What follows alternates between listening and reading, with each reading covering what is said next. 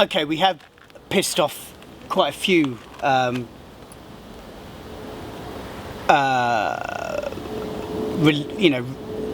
religious organisations.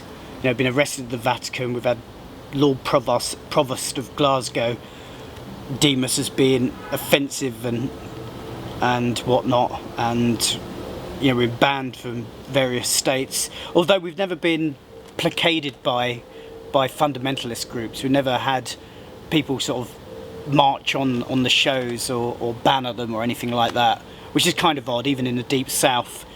But I think that's because we investigate what we do. We're not irreligious as such. Otherwise, we wouldn't even set foot in a church. And I've spent a lot of time in lots of countries, including India, and I have a lot of respect for other people's beliefs. And my own beliefs are a bit like, without going too mentally philosophical, I guess Luciferian, in the fact that I wouldn't call it Satanism, and I'd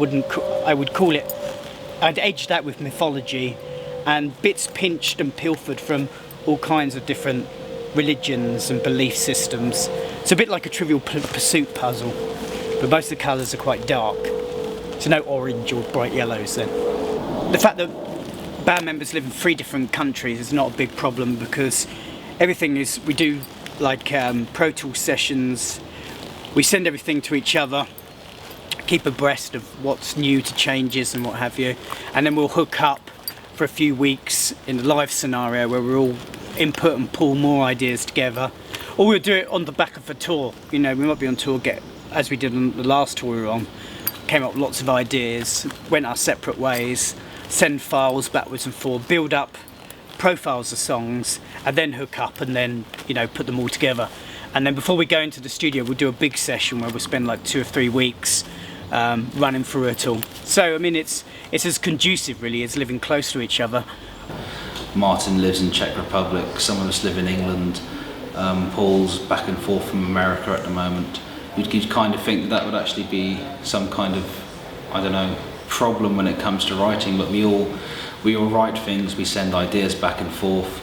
They get structured. Mainly Paul does the structuring of all the songs, so he'll take ideas from different people and just glue them all together, and then at the end you just end up with a really, really good mix and match of all the different parts that everyone's contributed. I think it actually doesn't affect the writing process at all, because nowadays it's pretty easy to work via the internet, so we can send actually all the files through emails and using all different FTPs and stuff like that. So it's pretty easy, I would say. We have been going up for a while, but I think we're still pretty fresh with our ideas and that. I think when people say, "Oh God, you're running," do you ever run out of ideas or inspiration and what have you? It's like, how can anybody run out of inspiration when you're really into something? And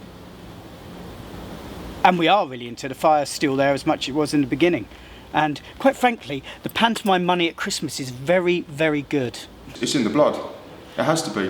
For doing something this long and putting up the crap we have to put up with on tour, and basically living like a bunch of scumbags, something has to be there for you to keep going. Yeah, America's a favourite place, because I think it's just because we've got a lot of friends there, and it's like it's an event. You just don't go over there for a couple of days or a few weeks. It's a full-on 7-week trek.